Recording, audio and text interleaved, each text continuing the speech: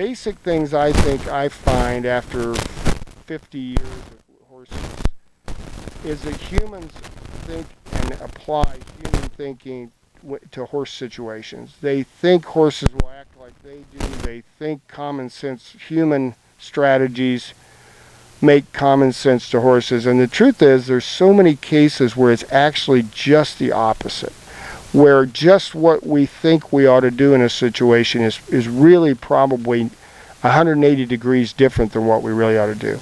And it's because they really do think in a lot of ways different than we do, and if we can't change our own paradigm about it, we struggle. So that's one thought.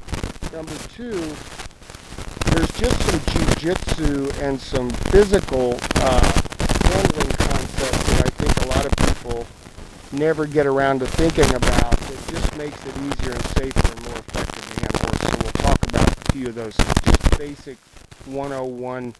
A lot of the folks that I end up working with as a trainer or teacher are middle-aged women who love their horses, who've gone out and gotten one, and then they get in over their head a little bit, and physically that horse is a big guy or gal, and second, their skills are still mediocre, and all of a sudden they've got a real heartbreaking situation where they're afraid of them, or the horse is getting more neurotic because of their naivete, and it's just getting more anxious by the moment, and their ownership of that horse and partnership with it becomes a real heartbreak instead of a wonderful experience, because it can go on like that for years and they're really just not getting to enjoy that experience again.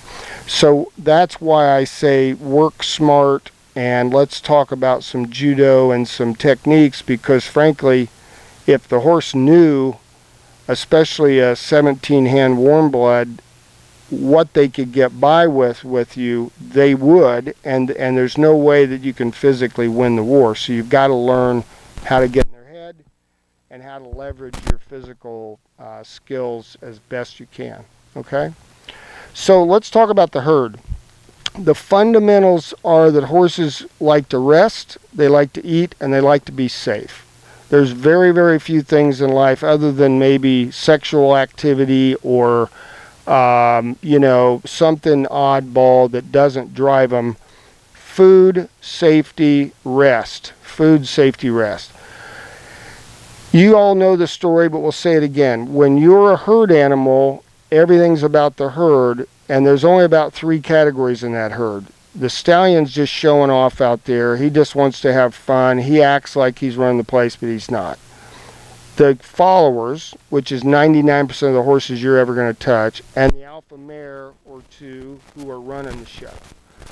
The alpha mare, as you may have all experienced, can be a tough cookie to deal with from a training point of view, because that mentality is one that says, I have to be a tough cookie. I have to know how to take control to keep my herd safe. And so we're going to talk about that, and then we're going to break our horses down into about 4 personalities, and we'll talk about that. But just think about it in the herd a minute. If you're a herd animal as opposed to a prey animal, your life is to escape being eaten or hurt. If you're a prey animal, your life as a pack looks a lot like a herd, is to go hurt somebody else, okay? So you're smelling, you're tracking, you're capturing.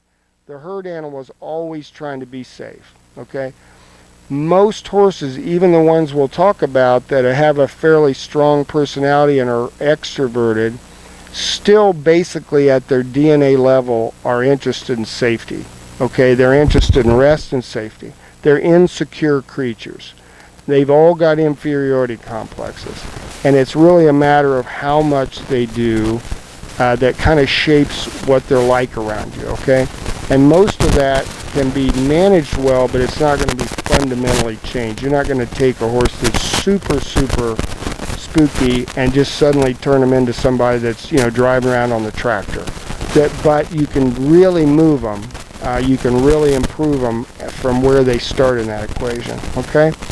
So what people in this area of how do I treat a horse differently than I would think about as a human and how I would treat a human starts with this. We all want to like our horses and pet them and baby them and treat them as pets, but what really makes a horse be close to you is if you earn their respect.